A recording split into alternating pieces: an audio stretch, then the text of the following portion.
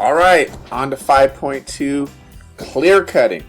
Let's get into it. So we can see this big piece of equipment, managing logs. Clear cutting is just, as you can see, they're just clearing out an area. Usually it's organized into patches, and that I'll show you in a second. And there's many different ways to take out trees, but this tends to be the cheapest and most common because you can just take them all out. The other main one would be selective cutting, where you're kind of picking and choosing in through the forest. And that takes time, and it really adds to the expense of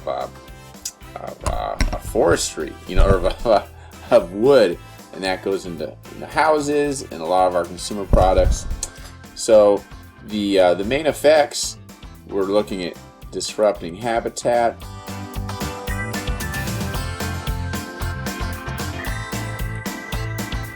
Now, that is terrible handwriting. Let me try like a different, a little thicker. Maybe try orange. That's too thick. Maybe I had it right before. Yeah, I'll try that. Let's try this. Let me know. Maybe let's try white. Oops.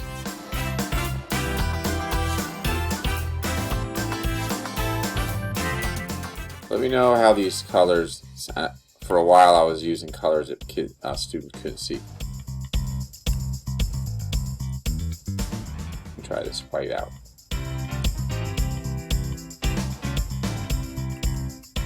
So we're just disrupting the habitat, which is pretty obvious because you're taking out all those trees. So that's affects the animals that are living in those trees, and you're going to have runoff, stream damage.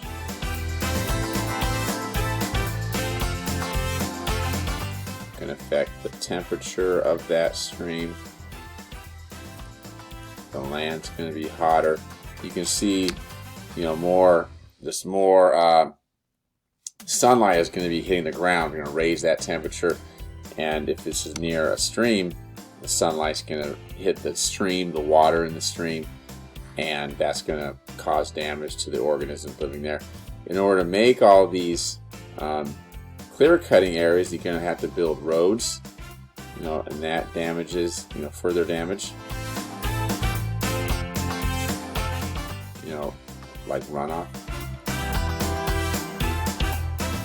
Yeah, but gotta have some way, to get those into the area. Now, the thing with open areas, that can be good in ways we'll talk about in a second, but you can get some, new plants. It has the potential to remove, damaged trees that are diseased. That's probably a better way to put it. And that disease can spread through, but normally that's not the main purpose of what's going on. This is what I mentioned to you before. You get these patches. I fly back to where I grew up in Washington State a lot, more than I probably should, given that flying is kind of bad for the climate. But this is what I'll see when I'm flying over the Cascades near the Seattle area. Just areas where these big chunks of forest have been taken out. And right here, you can kind of make out, I'm pretty sure that's a road through there. And it looks like it kind of disappeared, like that's part of the road there. Remember, that's causing more damage. The more roads you have going across, the forest, the more damage you're going to have. So here's the advantages. You get more timber. Oh, I better change colors here. And that gives you more profits.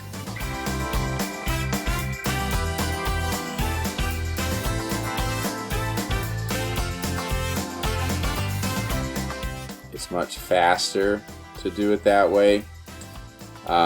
You can reforest with faster growing trees.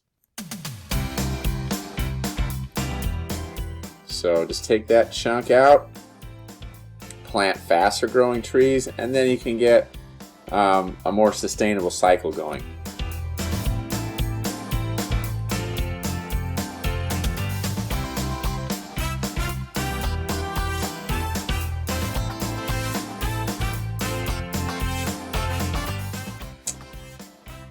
And full to moderate sunlight is good for species like that. You know, some forests, like in Washington State, they planted kind of the wrong kinds of trees over the years. So this could be an opportunity to kind of get rid of those trees that aren't so good and healthy for the ecology, the environment.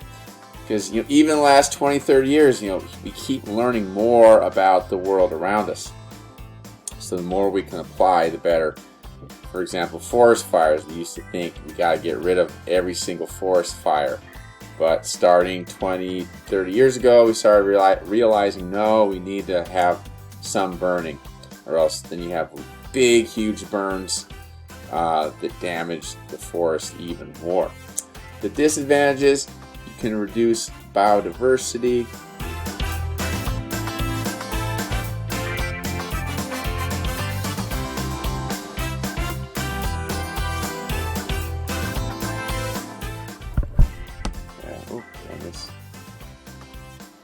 There we go. We talked about more water pollution.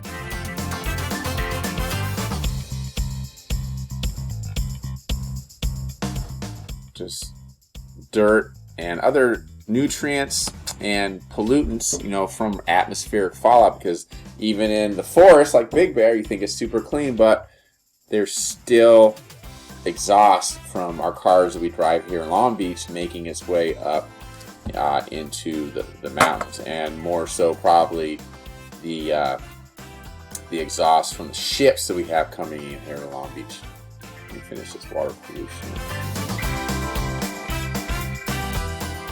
Pen writing. Pretty good. I'm going to put flooding can be a bigger problem. We had erosion, especially on steep slopes.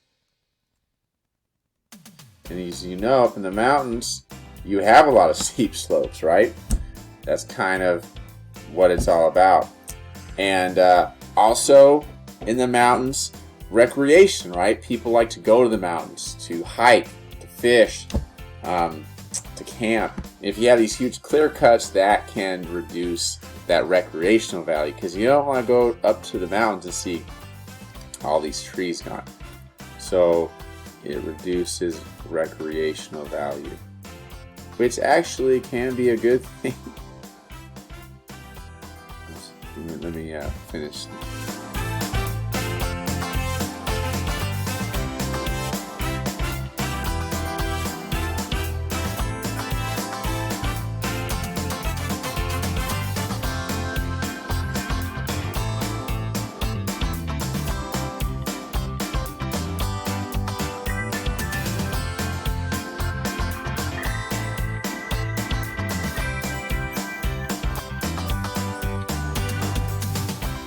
Okay, so by reducing that recreational value, you can, end up having fewer people go up into the mountains, and that could help the mountains. But there are communities and businesses that rely on people going and enjoying the mountains, so that can have an impact, a social impact.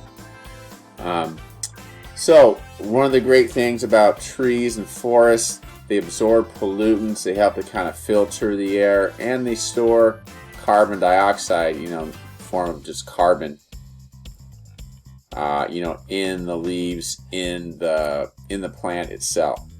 And burning those plants is going to add carbon dioxide to the air.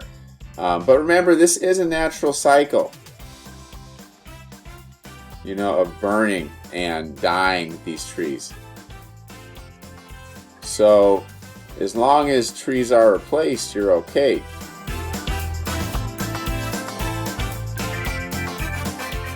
So as long as whatever gets burned here gets replaced with trees that are native to the area that do well, you're gonna balance out that carbon. The main issue with getting out of balance, we'll see next in a second, is when we burn fossil fuels, because that shouldn't be up in the air. All that carbon, it should be buried, but we dig it up and then burn it.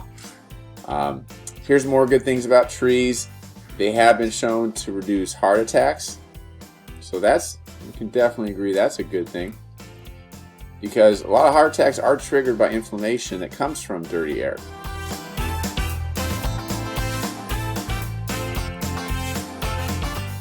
Yeah, inflammation in your vascular system, in your arteries, veins, capillaries is a bad thing. And along with heart attacks, strokes, two biggest killers in the United States, and then cancer. And you probably know somebody with asthma. And that's all triggered by these particles that the trees help to filter out. So trees absorb or filter small particles.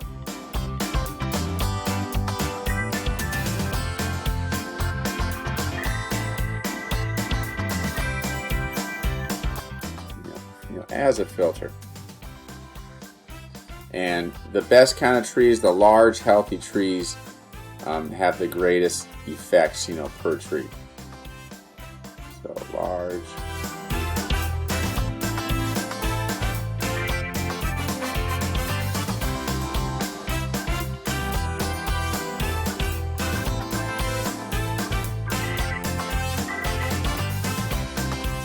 Greatest effects at pollution removal. Okay. Hopefully around your neighborhood you have trees. Like you know me, I ride my bike all over the place. And my favorite thing are streets that have lots of trees, even a canopy over. There's something about trees that make us humans feel good. Emotionally, psychologically, and health-wise. They're really good for us. So it's a good idea to remind ourselves the carbon cycle. Burning fossil fuels, you'll see here, is the biggest thing that's putting our carbon cycle out of whack. Fossil, you see from planes, factories, industry. And transportation is a big thing. Cars, trucks, ships, trains run primarily on diesel or some oil-derived fossil fuel. There is some of this carbon going out of its stores on Earth from deforestation, but you can see it's a smaller amount. This guy's a lot thinner. This is the problem.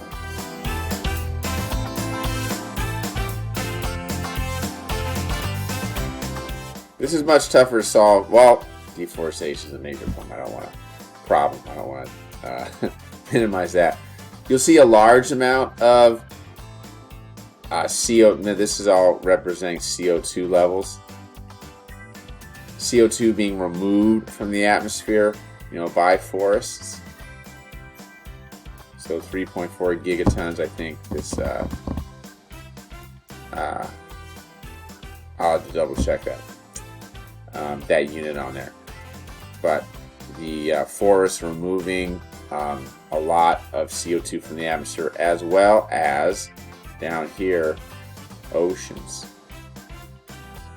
Oceans absorb a lot of the extra CO2 that's in the air. So those are the main, in our forests, in the oceans, and then that carbon buried deep in the ground that we're digging up and then burning. That's the biggest problem right now. And that does it for topic 5.2, deforestation.